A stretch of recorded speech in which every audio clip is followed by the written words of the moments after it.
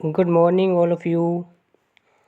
I hope आप सबने अपना एग्ज़ामिनेशन शेड्यूल है वो देख लिया होगा। तो चलिए स्टार्ट करते हैं टुडे सेशन। तो आज हम डिस्कस करेंगे फॉरेन डायरेक्ट इन्वेस्टमेंट, जो हमारा इंटरनेशनल बिजनेस का टॉपिक है। और फॉरेन डायरेक्ट इन्वेस्टमेंट के अंदर हम इसका मीनिंग, रूट्स ऑफ एफडीआई की कौन कौन से रूट्स है जिससे एफडीआई हम करते हैं, ग्रीन फील्ड और brown field investment, types of foreign direct investment. तो चलिए स्टार्ट करते हैं today session.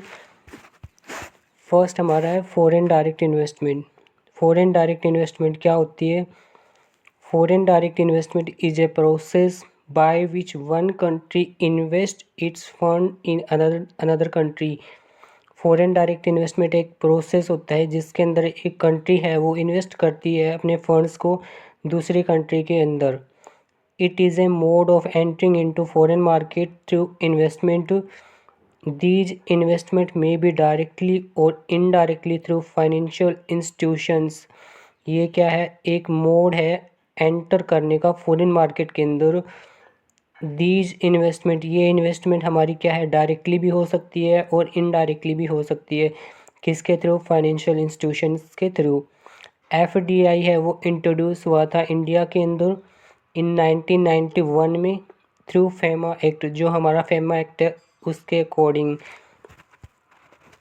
Roots for FDI, FDI में एंटर करने के लिए कौन कौन से रूट होते हैं?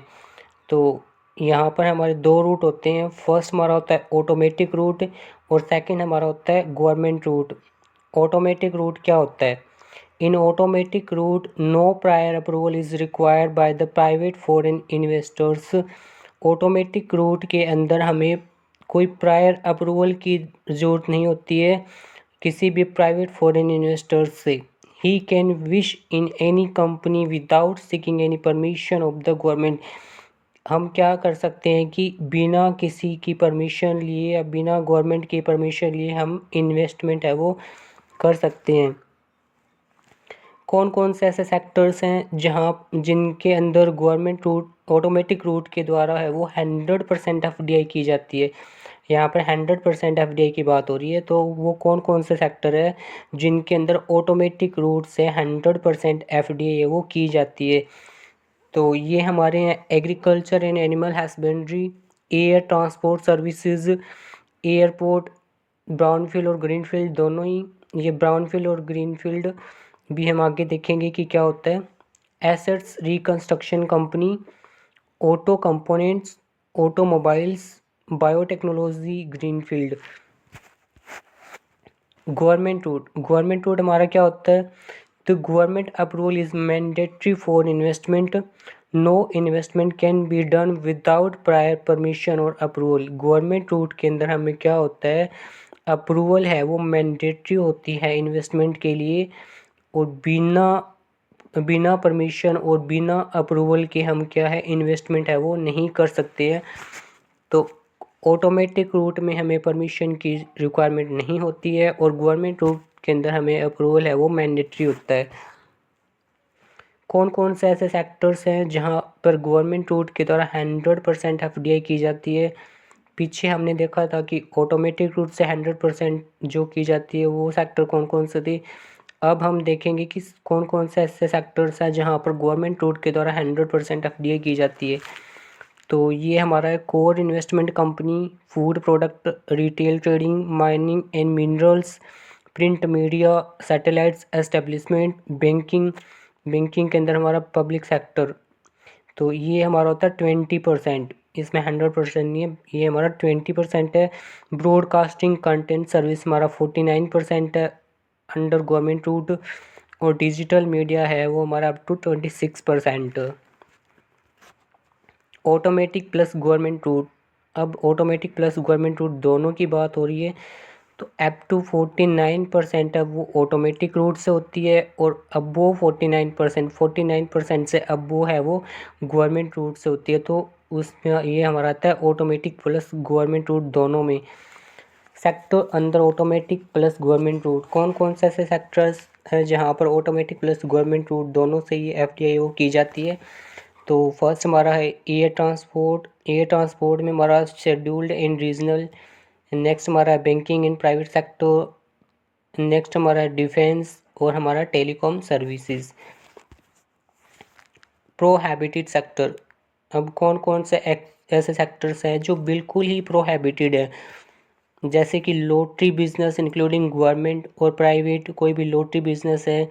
Gambling and betting include casinos, chit funds, real estate business और construction of farm houses.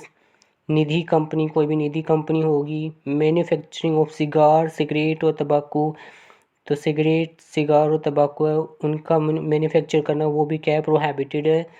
Trading in transferable development rights, तो ये हमारे हैं प्रोहिबिटेड सेक्टर, जहाँ पर ना तो ऑटोमेटिक रूट से होती है ना ही गवर्नमेंट रूट से होती है, जो कि बिल्कुल ही प्रोहिबिटेड है। Permission for FDI in India is not uniform for all sectors, जो परमिशन है फॉरेन डायरेक्ट इन्वेस्टमेंट की इंडिया के अंदर, वो क्या है, यूनिफॉर्म नहीं है, मतलब सेम नहीं है ऑल सेक्टर्स, सारे सेक्टर्स के लिए। सम सेक्टर्स है are open F for 100%, in some sectors it is allow up to 26%, 49% and up to 51%। ये हमने ऑलरेडी डिस्कस कर लिया है। FDI is prohibited in sector like lottery business, gambling, chit fund and etcetera. ये भी हमने discuss कर लिया है कि कौन कौन से सेक्टर्स के अंदर है वो प्रोहिबिटेड है। FDI हम किस किस तरीके से कर सकते हैं। FDI can be done through greenfield और ब्राउनफील्ड इन्वेस्टमेंट। इन ग्रीनफील्ड इन्वेस्टमेंट के अंदर कंपनी है वो बिगिन करती है, स्टार्ट करती है a new venture by creating new facilities in that country. Company है वो क्या है, नया वेंचर स्टार्ट करती है बाय क्रिएटिंग न्यू फैसिलिटीज़, नई फैसिलिटीज़ को क्रिएट करके। Parent company open a subsidiary in another company, where a company invest in an existing company facility to start its operation in the business, जहाँ पर company है वो invest करती है एक एग्जिस्टिंग कंपनी के अंदर to start its operation in the foreign country, ठीक है, वो होता है ब्राउन फील्ड। तो ग्रीन फील्ड में तो क्या होता है, न्यू फैसिलिटीज़ होती है, और ब्राउन फील्ड के अंदर क्या होती है, एग्जिस्टिंग फैसिलिटीज़, मतलब जो फैसिलिटीज़ पहले से ही एग्जिस्ट है। क्लासिफिकेशन ऑफ एफडीआई, एफडीआई को हम क्लासीफाई किस किस तरीके से कर सकते हैं। तो ये सबसे पहले हमारा एसेट के बेस पे, उसके बाद हमारा नेचर ऑफ बिजनेस एक्टिविटी के बेस पे। एसेट्स के बेस में हमारा ग्रीन फील्ड इन्वेस्टमेंट और ब्राउन फील्ड इन्वेस्टमेंट हमने ऑलरेडी डिस्कस कर लिया है। नेक्स्ट हमारा nature of business activities, business activities के बेस पे हमारा है हॉरिजॉन्टल एफडीआई, वर्टिकल एफडीआई और conglomerate FDI. On the basis of motive, motive के बेस में हमारा है resource seeking FDI, market seeking FDI और हमारा है एफिशिएंसी सीकिंग एफडीआई। तो नेचर ऑफ बिजनेस के बेस पे सबसे पहला हमारा था horizontal FDI. Horizontal FDI refers to the investors establish the same type of business, keyword हमारा यहाँ पर क्या है, same types of business operation in a foreign country is it's operate in its home country. Example हमारा है McDonald. तो horizontal FDI क्या होती है, जहाँ पर इन्वेस्टर्स है वो एस्टेब्लिश करता है सेम टाइप्स ऑफ बिजनेस।